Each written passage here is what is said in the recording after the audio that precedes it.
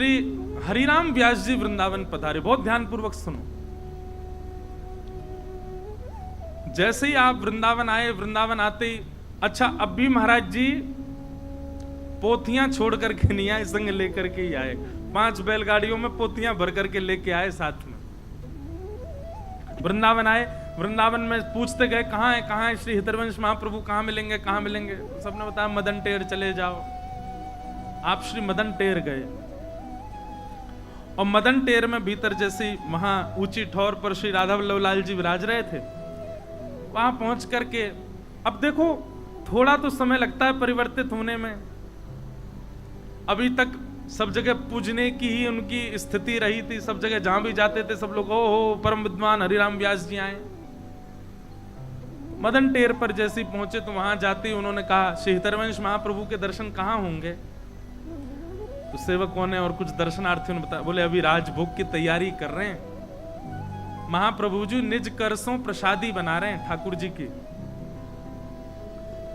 हमने हितरवंश महाप्रभु के चरित्र में सुना था ना, वो लकड़ी भी खुद ही बीनने चले जाते थे। श्री जी की कोई भी सेवा छोटी बड़ी नहीं, सब करते थे। तो आज महाप्रभु जी अपने हाथों से महाप्रसाद राजभोग सिद्ध कर रहे थे, बना रहे थे। तभी आप आए, आकर के आपने कहा महाप्रभु जी कहाँ हैं? तो किसी ने कहा प्रसाद सिद्ध कर रहे हैं, आप थोड़ी देर प्रतीक्षा करो, विराजो। हरिराम व्यास जी बोले अब प्रतीक्षा क्या करूं, समय की बर्बादी होगी ना इसमें। तो एक काम कीजिए ना, महाप्रभु जी प्रसाद बनाते रहेंगे, आप मुझे रसोई घर में ही ले चलो, वहीं बैठ करके मैं उनके दर्शन प्रणाम कर लूंगा। मतलब बिल्कुल हृदय में इतना भी चैन नहीं है कि नेक देर बैठ के प्रतीक्षा कर लें, क्योंकि आज तक प्रतीक्षा की नहीं है। और भैया अब आप कहेंगे कि नरवाहन ने तो आधा मुंह देखा उसी से ही, तो अभी हरिराम व्यास जी को दिखे नहीं ना, आचार्य दिखे तब तो कृपा हो।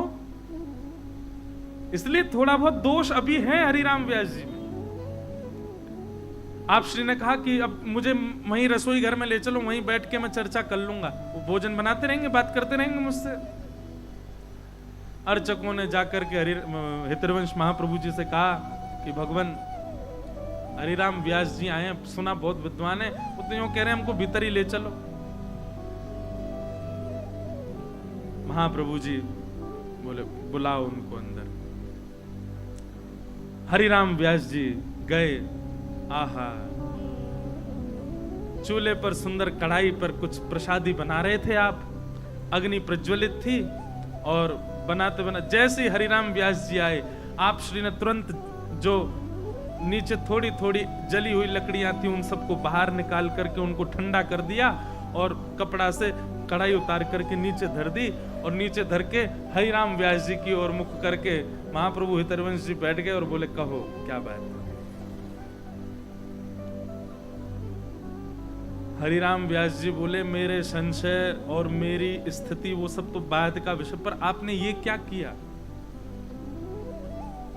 आपने अग्नि क्यों बुझा दी, आपने प्रसादी सिद्ध कर रहे थे उसको क्यों रोक दिया आपने। भगवान मैं मानता हूं थोड़ा हटीला हूं, प्रतीक्षा नहीं की मैंने, पर मेरा ऐसा भाव था कि आप प्रसाद बनाते रहेंगे, हम दोनों की चर्चा होगी, पर आपने अग्नि बुझा करके और कढ़ाई नीचे रख करके तो मुझको ऐसा प्रतीत करवाया कि मैंने आपकी सेवा में विघ्न डाला है। ज्ञानी तो थे हरिराम व्यास जी। हितरवंश महाप्रभु ने कहा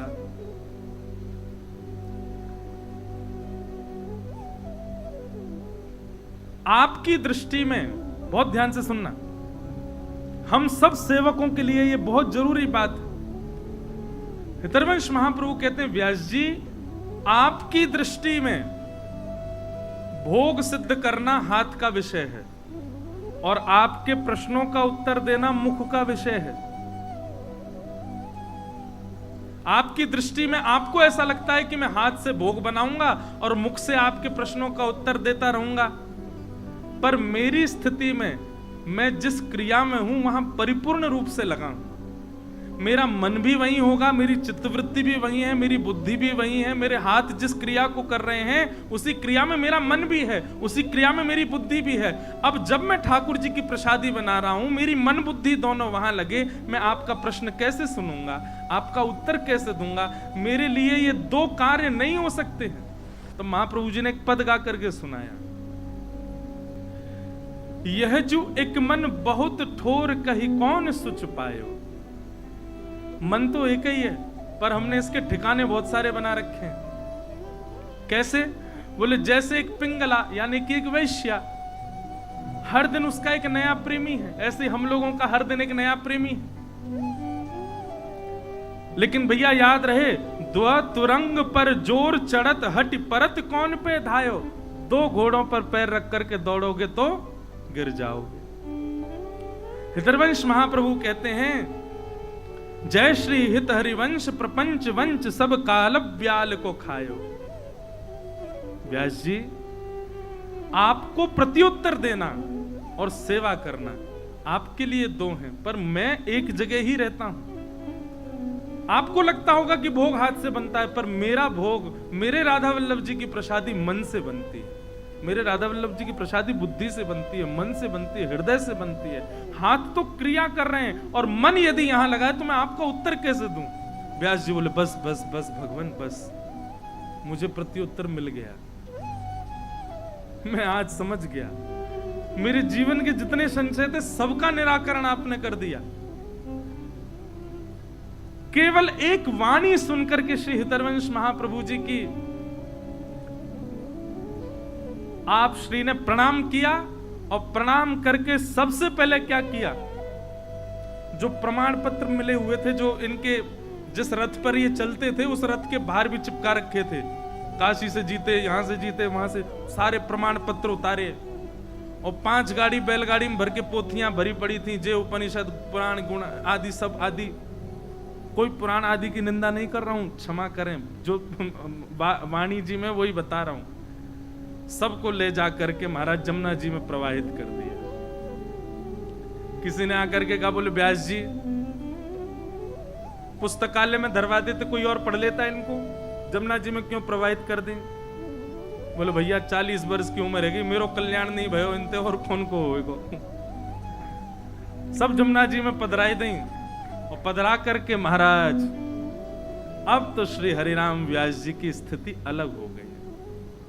छोड़ आए सब अपने घर परिवार, त्याग दी अपनी सब कुल की कहानी, त्याग दी अपनी सारी उपाधियां आदि, सब छोड़ छाड़ के वृंदावन में रहने लगे। आपके घर वालों को तो लोभ था, क्योंकि हरिराम व्यास जी रहते थे तो घर में धन दक्षिणा आती थी, खूब सारी चीजें आती थी। अब हरिराम व्यास जी तो इतने दिन हो गए, पता नहीं कहां चले गए। आपके घर के लोग आपको ढूंढने के लिए आए, खूब आपको संदेश भेजे, पर आप श्री लौट करके वापस ओरछा नहीं गए। और एक तो होता है कि मैं अपने नियम का पालन करूं, परंतु एक होता है कि मैं खुद भी करूंगा, इससे भी करवाऊंगा। हरिराम व्यास जी ऐसे वाले भक्त थे, स्वयं तो वृंदावन छोड़ते ही नहीं थे, और भी अगर कोई वृंदावन से जाने की बात करता था तो उसके ऊपर भी हरिराम व्यास जी ने पद गाया है। मैं अब गाऊंगा तो नहीं, बहुत सारे पद हैं, पर मैं थोड़ा बोल के बता दूं। वृंदावन तज जे सुख चाहत, ध्यान से सुनिएगा, वृंदावन तज जे सुख चाहत, ते ही राक्षस प्रेत।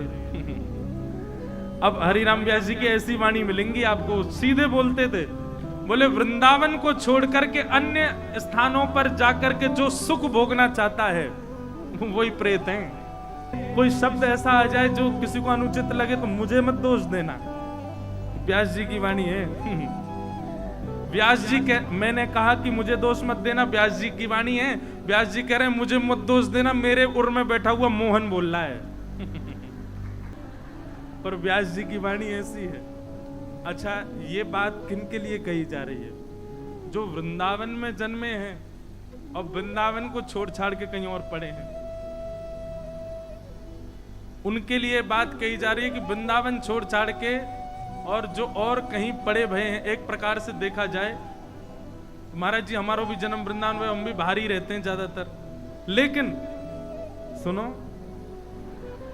लेकिन बाहर रह के क्या कर रहे हैं? वृंदावन को गा रहे हैं, वृंदावन को गवा रहे हैं, वृंदावन की महिमा के लिए पढ़े हैं। जे बढ़िया है। देखो व्यास हम तो फ्री है गए, हम नहीं है ये। कौन? ते राक्षस कूकर गधा ऊंट वृषभ गज बोक, व्यास जू वृंदावन तज भटकत तासिर पनिहो ठोक। पनिहा समझते किसको कहते हैं? चप्पल को बोलते हैं पनिहा ठोक। ऐसे नैष्ठिक महाराज ब्रजवासी बन गए, ब्रज को छोड़ के कहीं नहीं जाते। और वृंदावन एक बार कोई आ जाता है तो उसको प्रणाम करते हैं हरिराम व्यास जी। पूछते कहां से आए? बोले हम इंद्रप्रस्थ से आए, हम वहां से आए। उसको प्रणाम करते हैं, अब मत जाना यहां से, यहीं रहो, वृंदावन में ही रहो। और वृंदावन से जाता हुआ कोई दिखाई दे जाता तो हरिराम व्यास जी अपनी चप्पल उठा दे, बोले भाग यहां से प्रेत भूत, वृंदावन छोड़ के जा रहा है, कितना बड़ा दुर्भाग्य तेरा, वृंदावन छोड़ के जा रहा है। ऐसे इसलिए हरिराम व्यास जी अब जो वृंदावन के लिए छोड़ के जाने वालों के लिए ऐसा कहते, स्वयं छोड़ के कैसे चले जाएं? आपके घर वालों ने खूब प्रयास किया कि श्री हरिराम व्यास जी को लेकर के जाना, हरिराम व्यास जी नहीं गए। घर वालों ने कहा ये ऐसे तो आएंगे नहीं, और अगर ये नहीं आए तो घर कैसे चलेगा? और घर तो चल ही जाता, पर एक घर के लोगों को लोभ था, भाई ये इनकी वजह से हमारी पूंछ है सब जगह, और ये वृंदावनवासी हो गए, बाबा जी बन गए यहाँ के। तो घर के लोगों ने क्या किया, ओरछा गए, और ओरछा में जाकर के वहां के राजा, उनके तो गुरु जी हैं ये, तो घर के लोगों ने जाके मधुकर शाह से कहा, बोले कि हमारे पतिदेव, तुम्हारे गुरुदेव वहां चले गए। बच्चे जाके रोने लगे, इनके 3 बेटा 1 बेटी थे। तो मधुकर शाह ने कहा नहीं नहीं नहीं, आप चिंता मत करिए, हम अभी व्यवस्था करते हैं, हम बुलवाएंगे उनको। सैनिकों को भेज दिया, जाओ जाकर के श्री हरिराम व्यास जी को लेकर के आओ, कहो कि राजा ने भेजा है बुलाने के लिए, बुला ले। सैनिक आकर के वृंदावन में बस गए। हरिराम व्यास जी को जैसे ही पता चली कि सैनिक आ गए तो बच्चे दौड़ दौड़ के भागते, छुप जाते, कभी जमुना जी में बैठ जाते, कभी लता गुल्मों में छुप जाते, इनको मैं दिख नहीं जाऊं, मुझे ले जाएंगे। और कोई हट तो नहीं करेगा, लेकिन प्रार्थना भी क्यों सुनूं मैं वृंदावन से जाने की? नहीं मानते थे। सैनिकों के तो चंगुल में नहीं आ पाए। अब की बार मधुकर शाह राजा ही आ गया लेने के लिए, और तो पूरी अपनी सेना लेकर के आया, रथ पर बैठ करके, हाथी घोड़ा जाने क्या क्या लेके आया, ससम्मान गुरु जी को लेकर के वापस आऊंगा। और मधुकर शाह बड़ा चतुर था, उसने सोचा कि अब इनके हृदय में तो नैष्ठिक वृंदावन वास बस चुका है, ये तो जाएंगे नहीं छोड़ के वृंदावन। उसने कहा इनके गुरुजी श्री हितरवंश महाप्रभु, उनसे जाकर के मैं कहूंगा, वो इनको आज्ञा करेंगे तो इनको जाना पड़ेगा। और मधुकर शाह सीधे गया, श्री राधा वल्लभ जी के चरणों में प्रणाम किया। हितरवंश महाप्रभु ने बिठाया, भाई राजा है ओरछा का, चरणों में प्रणाम करके कहा, भगवान आपसे एक वस्तु चाहते हैं। बोले क्या? बोले आपके अनन्य शिष्य हरिराम व्यास हमारी ओरछा की निधि हैं, वो आप कृपा करके उनको हमको वापस दे दीजिए। हितरवंश महाप्रभु ने पहले तो कहा कि भैया देखो उनके चित्त में अब वृंदावन बस चुका है, क्यों ले जाना चाहते हो उनको? तो मधुकर शाह ने एक बड़ी चतुराई भरी बात कही कि अगर वे वृंदावन में रहेंगे तो केवल उनका कल्याण होगा, लेकिन वे ओरछा चले जाएंगे तो जान रहे कितने जीवों का कल्याण होगा। महाप्रभु जी ने विचार किया, बात तो सही है तुम्हारी, हरिराम व्यास जी का जो ज्ञान है, हरिराम व्यास जी का जो वाणी है, वो निश्चित ही मानव कल्याण करने वाली है। बोले वही मैं कह रहा हूं, आप कृपा कर, आप उनको बोलिए ना वो चलें वापस ओरछा। ठीक है, शाम को दर्शन करने आएंगे राधा वल्लभ जी के, तो मैं आज्ञा कर दूंगा। आपकी बात ये अच्छी लगी, कभी जब आते रहा करेंगे वृंदावन, बाकी वो रहें ओरछा में, मैं आज्ञा कर दूंगा उनको। मधुकर शाह तो आनंदित हो गया, बोले ये काम बढ़िया हो गया, गुरु जी की आज्ञा वो टालेंगे नहीं। उस समय श्री हरिराम व्यास जी निधिवन राज में स्वामी श्री हरिदास जी के दर्शन करने गए थे। कितने सौभाग्यशाली श्री हरिराम व्यास जी, आपको दोनों आचार्यों का सुख प्राप्त हुआ, श्री स्वामी हरदास जी का भी और हितरवंश महाप्रभु का भी। स्वामी श्री हरदास जी का दर्शन किया, कुंज बिहारी लाल जी के सामने बैठ के गाते, नाचते, उछलते, इतना आनंद करते। वृंदावन रहना उनके लिए सौभाग्य की बात थी, उसको आनंद निमग्न होके पालन करते थे। स्वामी जी को प्रणाम किया, बिहारी जी को प्रणाम किया, और जैसे ही वृंदावन से निधिवन से बाहर निकले, इतने में कोई दौड़ा दौड़ा आया और हरिराम व्यास जी से बोला, व्यास जी अब तो आपको वृंदावन छोड़ना पड़ेगा। व्यास जी बोले क्यों? फिर से हमारे घर वाले आए क्या? बोले नहीं, घर वाले नहीं आए। सैनिक आए हैं क्या? राजा के? बोले नहीं, सैनिक भी नहीं आए। तो स्वयं राजा आया है। व्यास जी बोले नहीं ले जा पाएगा, चेला तो हमारा ही है। बोले चेला आपका है पर उसने आपके गुरुजी पकड़े हैं। वो हितरवंश महाप्रभु से जाकर के कह रहा है कि वे आपको आज्ञा करें कि आप वृंदावन से जाओ, और हमें तो सुनने में ऐसा आया है कि महाप्रभु जी ने हम ही भर लिए कि वे शाम को आपको आज्ञा करेंगे कि कल सुबह तुम ओरछा चले जाओ। ये सुनते ही पछाड़ खा के गिर पड़े श्री हरिराम व्यास, वृंदावन की रज में लेटने लगे, वहां के वृक्षों को पकड़ पकड़ करके हृदय से लगाने लगे, बार बार कान पकड़ने लगे, क्षमा कर दो, मुझसे कोई अपराध हो गया, हे श्री वृंदावन आप मेरा त्याग क्यों कर रहे हैं? आप गुरुदेव से कहिए वो मुझे आज्ञा ना करें, मैं उनकी आज्ञा नहीं टाल पाऊंगा, पर मैं वृंदावन के बिना नहीं रह पाऊंगा। अब वृंदावन त्यागने की स्थिति में नहीं हूं, मेरे प्राण बसते हैं वृंदावन में। रुदन करने लगे, वृक्ष वल्लरियों को अपने हृदय से लगा लगा करके रोने लगे। अब कहने वाले तो बहुत कुछ कहते हैं कि ऐसा किया, पर ज्यादा कुछ नहीं, रुदन करने लगे और मुख पर कालीत पोतली, एक स्याही या कह लो काजल, पूरा डिबिया निकाल के हाथ में अपने मुख पर, माथे पर, नाक पर, गाल पर, मुख, पूरे मुंह पर कालीत पोत करके घूमने लगे। बोले वृंदावन त्यागने वाले का रूप यही होना चाहिए, मुझे वृंदावन से जाना पड़ रहा है। अभी तक गुरुदेव ने आज्ञा नहीं करी है कि वृंदावन छोड़ के जाओ, केवल किसी से पता चल गया है कि गुरुजी आज्ञा देने वाले हैं, तो ये हालत हो गई श्री हरिराम व्यास जी की।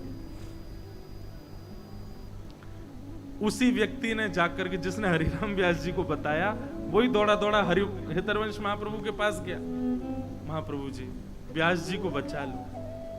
क्यों, क्या हुआ व्यास जी को?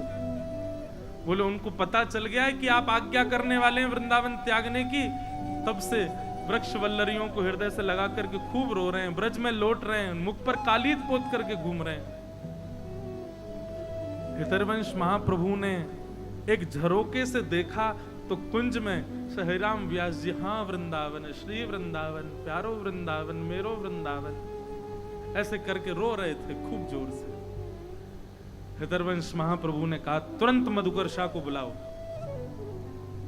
मधुकर शाह कहीं अपना भोजन प्रसाद पा रहा था, राजा आया पूरी मंडली के साथ ले जाने के लिए।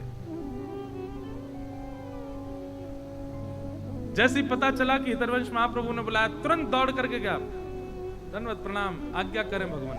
बोले व्यास जी कहीं नहीं जाएंगे। बोले आपने सुबह आज्ञा की थी कि आप ले जा सकते हो। बोले हरिराम व्यास यदि वृंदावन में बस रहा होता तो मैं आज्ञा करता कि हरिराम व्यास को ले जाओ, पर अब स्थिति ये हो गई है कि वृंदावन हरिराम व्यास में बसता है, कैसे दूर करोगे? स्थिति तो देखो उनकी, वो वृंदावन के बगैर क्षण भर नहीं रह सकता, उसको कहां ले जाओगे? हमारी आज्ञा है आप वापस लौट जाओ, हरिराम व्यास को लेकर के नहीं जा सकते, प्राण निकल जाएंगे उनके वृंदावन से जाते ही। बंधुओं, जब तक ऐसी, हम एक बात बहुत प्रेम पूर्वक कह रहे हैं, जब तक ऐसी स्थिति वृंदावन के प्रति ना हो जाए, तब तक बाहर जन्म लेने वाले या बाहर विराजने वाले लोगों को वृंदावन में बसने की भावना नहीं रखनी चाहिए।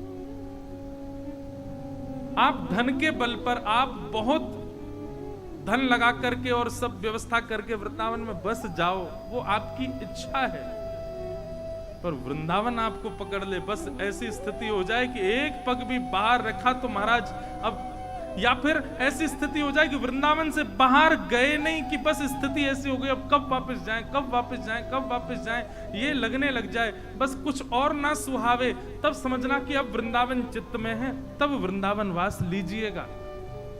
नहीं तो तब तक केवल वृंदावन का स्मरण करो, वृंदावन जाओ, दर्शन करके आओ, वृंदावन का चिंतन करो, वृंदावन को अपने हृदय में विराजमान करो, पर वृंदावन जब तक आपको पकड़ ना ले तब तक वास करने की स्थिति मत रखना।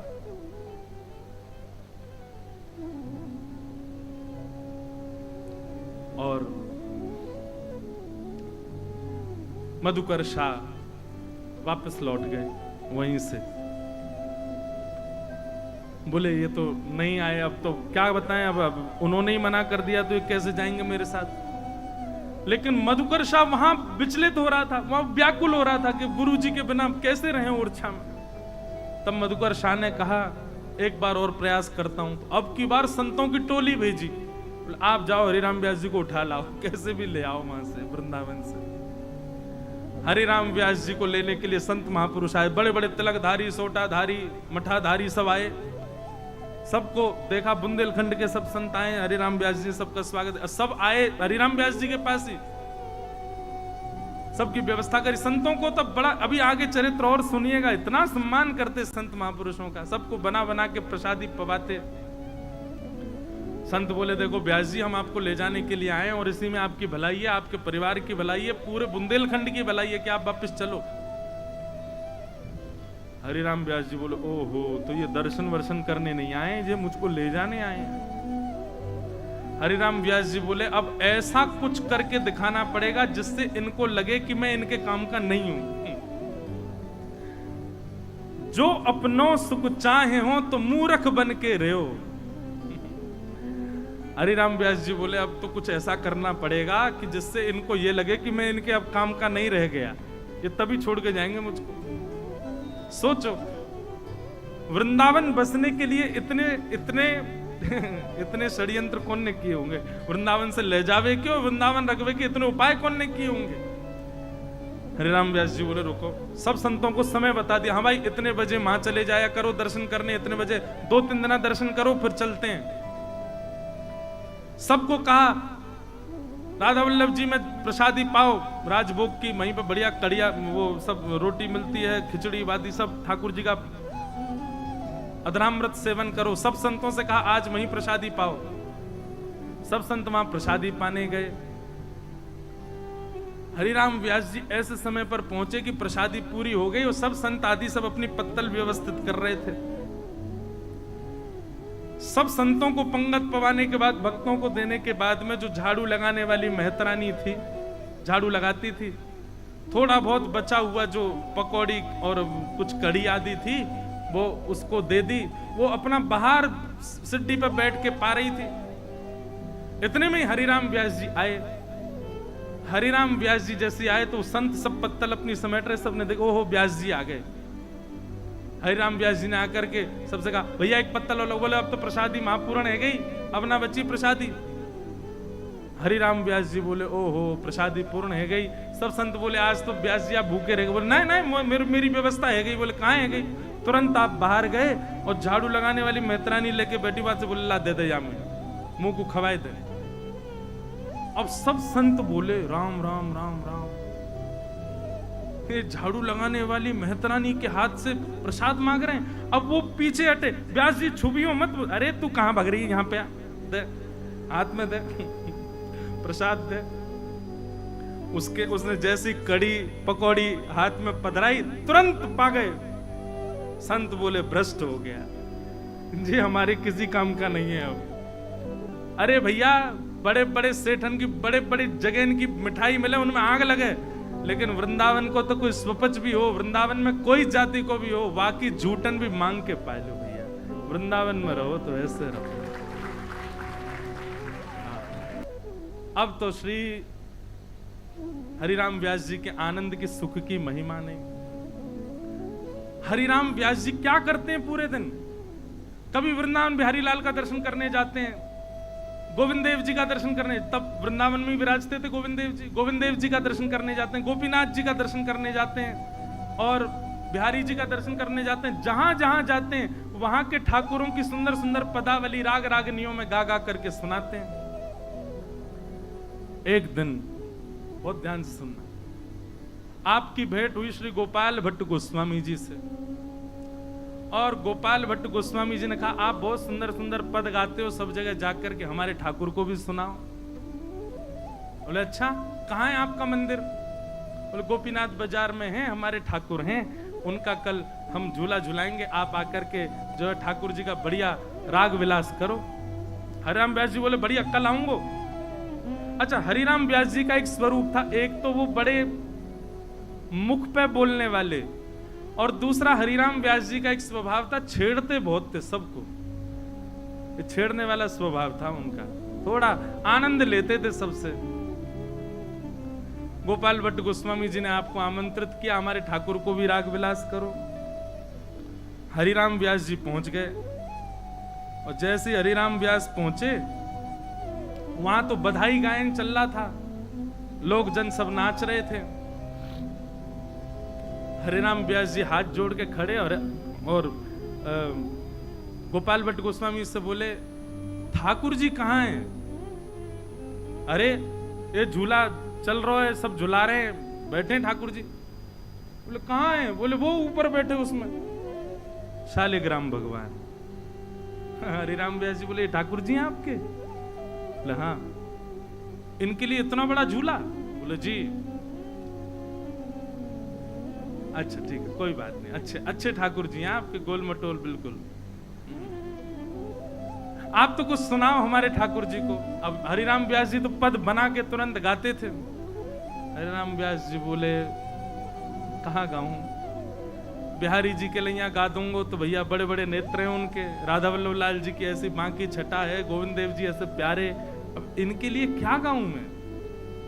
रूप ना स्वरूप, नैन ना कान, कछु तो है नहीं इनके।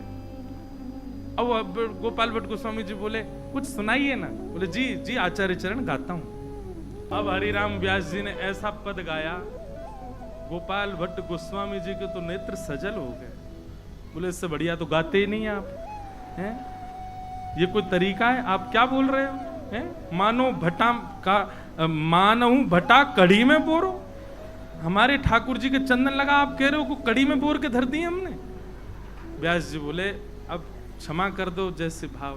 और व्यास जी तो बोले अब चलो यहां से, नहीं तो प्रणाम करके व्यास जी तो चले गए, पर श्री गोपाल भट्ट गोस्वामी बहुत रोए। ये सब आपकी वजह से हो रहा है।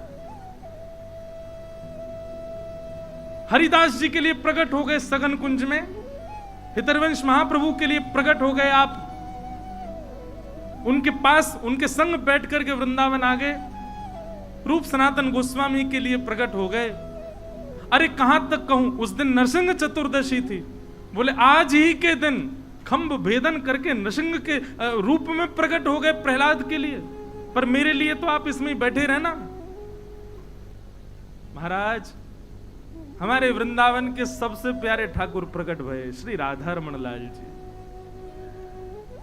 भूमिका श्री हरिराम व्यास जी बना के गए। श्री हरिराम व्यास जी चेता गए, मानो भटा कड़ी में बोरो, अंग लगायो चंदन, झूले रे झूले मेरे गंड के नंदन।